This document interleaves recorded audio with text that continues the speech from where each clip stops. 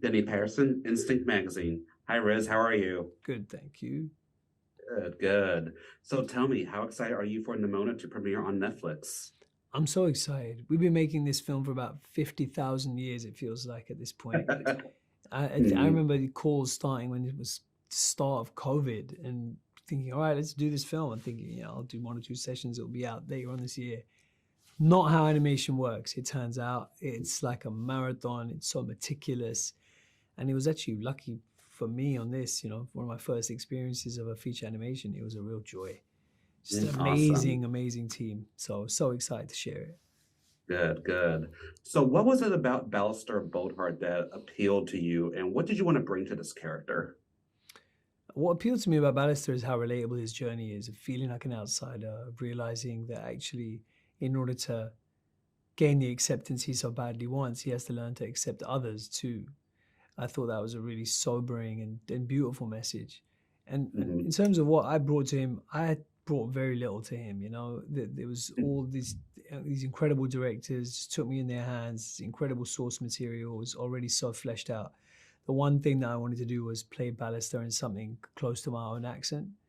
And the Yeah. reason for that is because I wanted him to stand out a little bit from, some of the other characters. He is, after all, a bit of an outsider.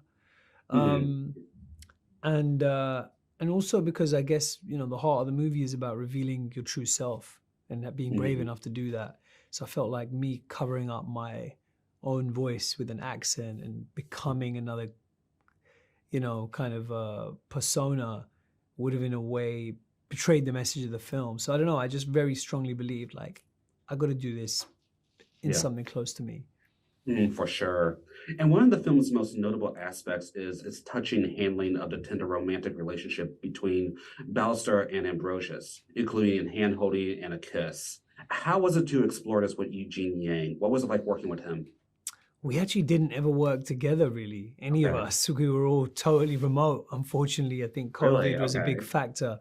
So, yeah, I was in London and Chloe was off in New York. I think Eugene was in LA. And so we Mhm. were kind of like bouncing off of recordings of each other. And also, I mean, really, Troy and Nick kind of played a version of every single character during Okay. each of our sessions. So, I should really kind of thank them for playing every other role when it was time for my session, and every Mhm. other role when it was time for everyone else's session. But Mhm. having seen and heard what Eugene's done, just absolutely loved what he does for it. In particular, this one amazing scene in the kind of helicopter where you see Okay, yeah. what he wants to say Mhm. to the director and what he actually says. I thought that Mhm. it's incredible. Awesome, fantastic.